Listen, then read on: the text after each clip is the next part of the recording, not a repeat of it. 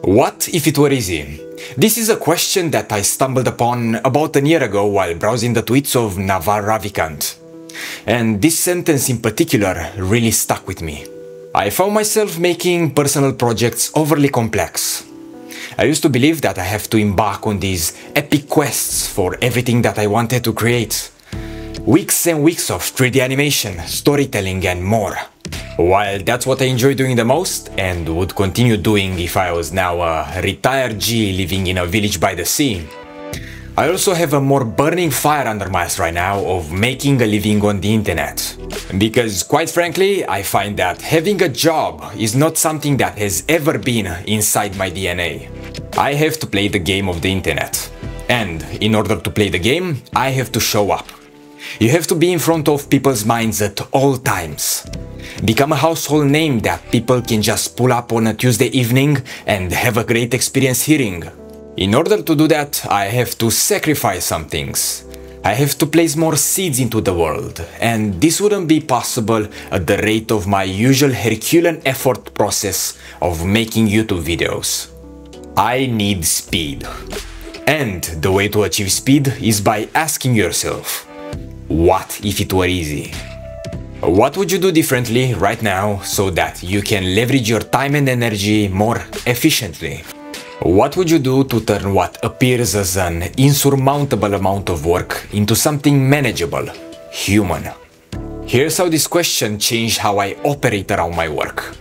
I place crazy effort into my soul projects, but I find that I do that in order to send a message to people and engrave it inside their minds by using high-effort visuals that drive their emotions. Some messages are best imbibed whenever the right emotional state is triggered. But still, I find that the essence of everything I do is about the message. So I ask myself subconsciously, how would you bottle this essence so that it can be mass-produced? And I have arrived to the conclusion that I enjoy writing. Writing is a quick-fire weapon to place more seeds of your message into the world. It's what I found to be the essence of everything I do in my passion work. It's what I'm obsessed with. Ideas. Ideas can take shape and be spread in many forms. Be it through memes, which are the smallest unit of an idea, words, articles, talking head videos, or full-on art productions that take a mountain of work to see the light of day. This question made me able to detach myself from the previous identity of being an artist and having to earn my self-worth through visuals into being a person that is all about ideas, the message. This is the essence of the human experience. The message is language, and language is the most fundamental power of human evolution. It's how we have forged everything around us, through some form of language. From mathematics to art, it's all language. This is where the process of finding the answer to this question has led me to. And this is the most powerful example that has affected my life.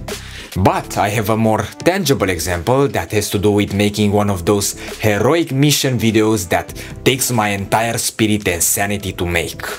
As we speak, I'm in the process of making a high-effort 3D animated video on a subject that is very dear to my heart.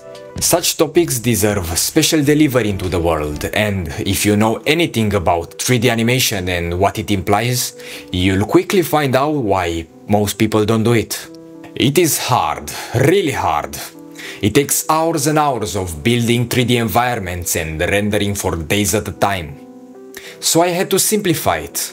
If I find that something can be outsourced, I will outsource it. If I need a hard-to-make special effect or asset, I will just get one off the internet. I cannot afford the do-it-yourself mentality that I know a lot of artists struggle with. When the message is the essence, everything around it can be hacked. In the process of finding an answer to this question, you'll find yourself having to detach yourself from parts of your ego that throttle your progress. The ego is not the enemy, but you become its slave the moment it doesn't align with your deeper desires. You may cling on to the belief that if you do not place your entire being into a fully polished piece of art every single time, you don't have any worth. But it just so happens that letting loose of that identity and being able to bottle the essence and mass produce it in a simple way will lead to acquiring the tools that will allow the spirit to fully express itself whenever you do decide to make your magnum opus. You're attached to a certain image you've built about the person you think you are, and that ideal of yourself is what is holding you back. You chose that person yourself. We as humans do not do anything that doesn't benefit us in one way or another. The image we created is a coping mechanism that may not align with our deeper wants, but it was built in order to solve a tangible problem at a specific point in time. That tangible problem may have been solved with time, but the identity that helped you cope with the problem still remains. The ego we identify with is a lagging indicator of the persona we've built in order to swim around painful problems that we previously experienced in our lives. This persona remains intact even though the immediate threat it was designed for no longer exists. So, in the process of answering the question of what if it were easy, you are searching to become a new person that grants itself permission to undertake action that will dismantle the old identity in pursuit of the desired one. It is a painful process, but it is what it takes in order to swim around the self-imposed limits on your potential. And when you're obsessed, you'll do what it takes. Cheers for watching.